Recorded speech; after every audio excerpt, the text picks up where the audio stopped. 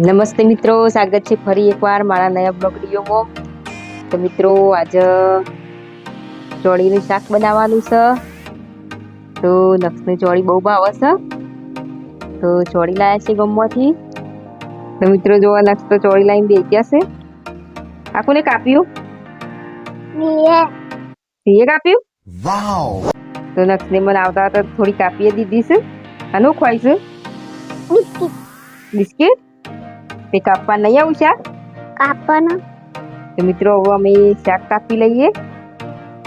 તો મિત્રો જો અમે દક્ષની બે જણો ચોળી કાપવા બેસી ગયા છીએ. નક્ષી જોજે આ બાજુ ચોળી કાપું છું તું. તો મિત્રો કહી દે કે હું ચોળી કાપું છું. તો મિત્રો હું ચોળી કાપું છું. મારે શાક બનાવવાનું. શાક બનાવે એટલે.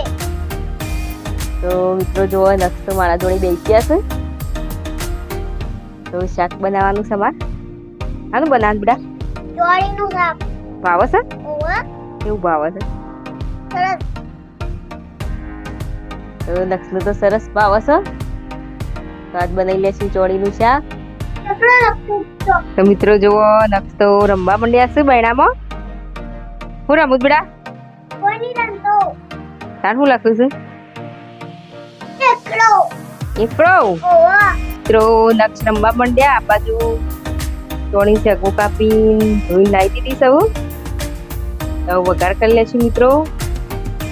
તો મિત્રો શાકનું બધું લાવી દીધું છે, તપેલું બધું. તો શાકનો વઘાર કરી લેશું મિત્રો.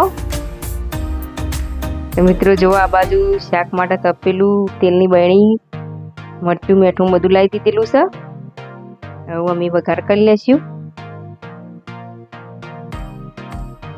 તો મિત્રો શાક અમે વઘારી લીધું છે. તો શાક ચડતાર સુધી બીજું કામ કરી લઈએ આવું મિત્રો.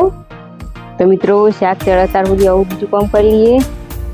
આ બાજુ નક્ષતો જુઓ રમી જ જોઈશે હજી બહેણામાં. શું કરીશ નક્ષ્યું? તો મિત્રો શાક અમારે બની તૈયાર થઈ ગયું છે. નક્ષ હવે ભૂખ લાગી છે તો રમું સીવન ખાવા લઈ જવાશું. તો આ બાજુ મેઘા પણ શાળામાં આવી ગઈ છે. તો નક્ષનું મેઘાને અમે બધા ખાઈ લઈશું મિત્રો. તો મિત્રો જુઓ નક્ષ ભૂખાય થશે એને ખવડાવી દઈશું. આ બાજુ મેઘાને વહેલી શાળા હતી તે આવી ગઈ છે શાળામાંથી. તો અમે એવું ખાઈ લઈશું મિત્રો. તો મિત્રો મારો આ વિડીયો પૂર્ણ કરું છું. તમને મારો વિડીયો ગમે તો લાઈક, શેર અને સબસ્ક્રાઈબ કરજો અને ફૂલ સપોર્ટ કરજો. જય માતાજી, જય શ્રી કૃષ્ણ.